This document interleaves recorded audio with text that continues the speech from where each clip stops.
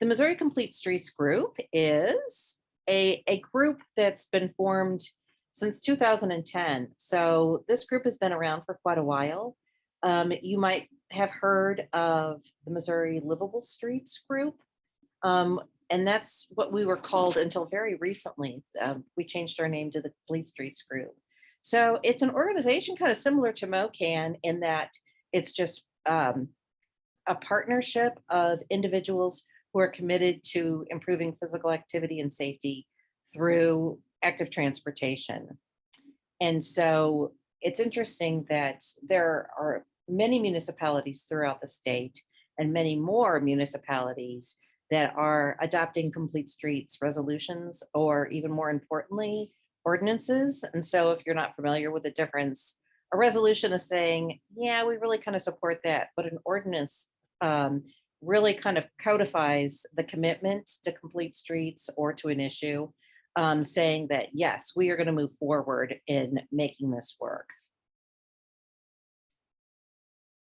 So who are some of the members? Well, some of the partnerships are the Department of Health and Senior Services, and they are the ones that primarily support economically the Complete Streets Coalition.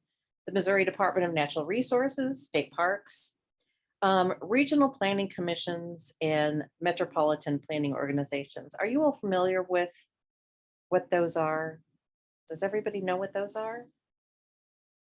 Anybody not know what they are? Sort of, okay.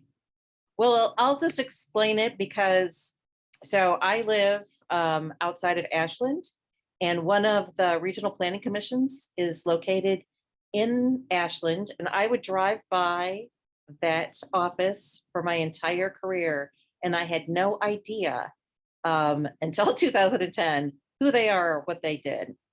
So they are organizations that are funded through the Department of Transportation to do planning, and part of their planning is transportation, but they also do some economic development training. And so they're a quasi government, and people pay memberships to be part of regional planning commissions. And when I say people, I mean communities. So, and they cover a certain area. So the organization in Ashland represents Ashland, probably Holt Summit, things like, no, Holt Summit's in Cole County. Well, yeah, probably Holt Summit. So they provide services for their member organizations. And so they do grant writing, things like that, to support active transportation or just transportation in general. Missourians for Responsible Transportation is one of the members, the Missouri Bike Federation, Missouri Department of Transportation, Missouri Department of Conservation, as well as University of Missouri Extension and MOCAN. Yep. Why isn't it advancing? Oh, okay, there we go. So what our mission is to provide leadership and resources to support access to multimodal transportation in the Show Me State. So I think I watched Lawrence's presentation, which was fantastic. And one of the things about multimodal transportation is it's not just walking or biking or wheeling, but it's also public transportation we include in there as well. Because access to public transportation is critical for many folks that don't have cars. I mean, I think that in the most recent census in the St. Louis area, it was something like 1/3 of the people in the St. Louis area don't have cars. And so, in some it's by choice, but others it's because they can't afford it. So they're dependent upon public transportation or biking, walking to get to the places that they need to go. And our vision is to have a Missouri where all citizens can have access to safe and affordable transportation and have an improved quality of life. So our goals are these, and Jackson talked about a statewide active transportation plan. And one of the reasons why that's so critical is that if you don't have a plan, then in place, then opportunities come up to actually advance what it is that to improve your community. And we are seeing this like in the Ashland community right now, they're experiencing rapid, crazy growth. And it's a bunch of suburbs that are all connected by cars and are by roads, not by trails, not by an opportunity for people to walk and bike. So having an active transportation plan in place means that when communities are ready to grow or to revitalize or make changes in their community, there's a plan in place that says, okay, so what are we going to do to make it possible for people to get from their home to the grocery store if they don't have a car? We also would like to have a statewide complete streets policy that enables our state to be able to support active transportation opportunities. Equity is a huge part of our mission, and we want to make sure that all communities have the opportunity to prosper equally. It's interesting, the Transportation Alternatives Program applications were released recently, and on that application, there's a place where how much match is your community going to provide? So you're asking for $100,000. They want you to provide at least $20,000 to match a 80% match in that equation. And if you're a small, poor community, like many of the communities that we work with, 20% match is huge. And what's interesting is the more match you provide, the more likely you are to get more points. So if you provide a 30% match, then you're more likely to get more points. And so the issue with that is that it could just perpetuates just funding cities and communities that have resources already and continues to not fund communities that don't have the resources to improve their communities. So that's one of the pieces that we would like to see some improvement on, is helping all communities, not just those that are well resourced. And then we'd like to improve education for pre-service engineers and for professional organizations, so that those who are making those decisions, not just elected officials, but actually on the ground, that they're considering complete streets in the decisions to improve the communities or to actually lay the asphalt. So how can you support Complete Streets? Well, one is you can join our Complete Streets meetings. So we meet every 3 months at 9 o'clock. Our next meeting is June 16th. So coming right up. And so if you would like to join our meetings, just let me know. Send me an email, not at Ron, movingmissouri.org, but Cindy at movingmissouri.org, and we can send out an invitation to you. Follow Missouri Complete Streets on our social media. So I'm going to show you what we have in a second, and participate in continuing education. So continue to learn more about this. I just know a thimbleful of information about all of the complete streets and transportation issues. There's so much more to learn.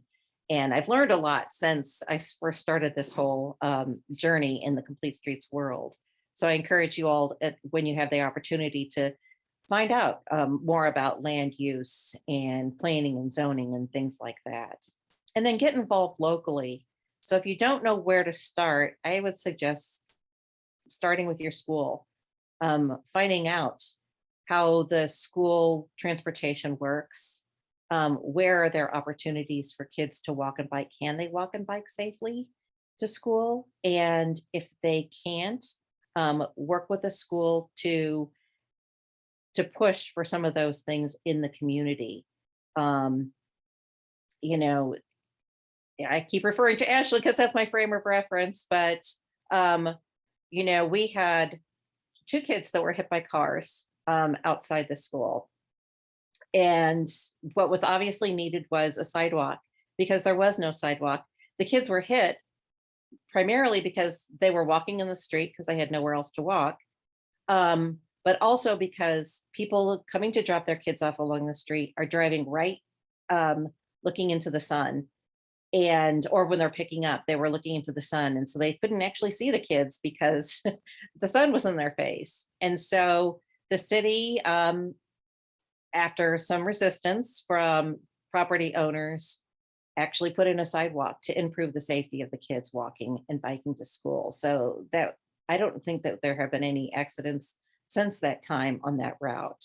So it's really, to me, that's very exciting. I know that, sidewalks aren't that exciting, but I was excited to see that there was some safety improvements for the kids. And then also getting to know your community government. So in the city of Joplin, getting to know who's making some of those public works decisions, or talking to the mayors. When people are running for election, ask those questions of, so what are we doing to improve safety with biking and walking? Jackson is part of the the bike ped. He's okay. Jackson, tell us what part of the commission you're on. In Columbia, Missouri, Mhm. specifically, I'm on the Bicycle and Pedestrian Commission. So that's it's like I guess I'm appointed by city council to identify with the rest of the commission important things in general, just related to bicycling, pedestrian related things. So it's a government supported entity, I suppose. And not the larger communities perhaps are going to have those types of commissions. So if there's an opportunity to get involved locally that way, I would suggest that you do that, because they're frequently looking. I see, in Columbia, them looking for different members for different parts of their commissions, health commissions and things like that. So there are opportunities to get involved at the local level, get to know your mayors and things like that, but also keep track of, and, not a lot of people go to the city government meetings. And you're busy and it's hard to get away for some of those things, but sometimes it's critical. I know, and once again, Ashland is having an issue where a subdivision is being planned at a busy intersection. And so there are people rallying to perhaps maybe not stop it, but for asking for changes in planning and zoning to make sure that there are other considerations, not just putting in as many houses as possible into this one location. And then finally, getting to know who your regional planning commission is, or your metropolitan planning organization, and maybe just giving them a call and seeing what they're up to, and how you can get connected with them. So the Complete Streets has a Facebook page. So if you would, please like it, and then you can follow along with some of the activities that are going on there. And then also the web page, the Complete Streets web page, is being redesigned right now as we speak. And so that's another place that you can go and follow the Complete Streets team. So I wanted to mention, and this is a really busy and disgusting slide here, but I wanted to point out that right now, MoDOT has issued their Transportation Alternatives Program grant funding. And so I just wanted to point out some of the things that they are going to fund. And so if you're thinking in your community, well, where could this possibly apply? And so because of ARPA funding, many communities have a lot more funding available to them because of the availability of those funds. So if you were to apply, this would be the year for a community to apply. And so some of the things that it pays for is construction, as you see, of on and off road trail facilities for pedestrians and bicyclists. And so like sidewalks, bike infrastructure could be something like a bike lane, a bike and pedestrian signals. And so things like the lighted signals that indicate that there's a pedestrian trying to cross. So, and lighting, like street lighting, things like that. And then Similarly, construction of infrastructure to make it safer for people with disabilities or older adults or children to get to places.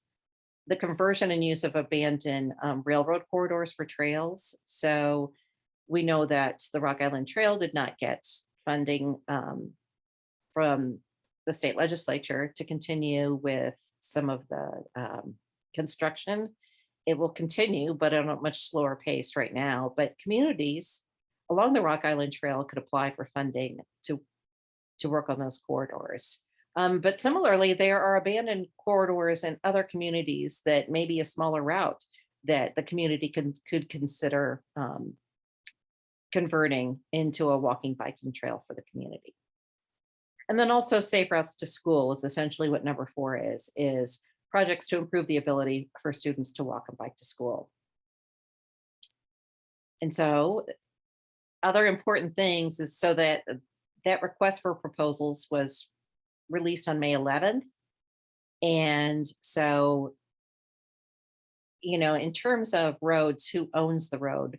MoDOT has right of way to many roads around and throughout cities. They own the highways, state highways, things like that. So if the project that your community is interested in involves or would cross any of the MoDOT highways or byways, then it would need to be, your plan would need to be submitted to an engineer before it's finally sent in through the application on the 15th.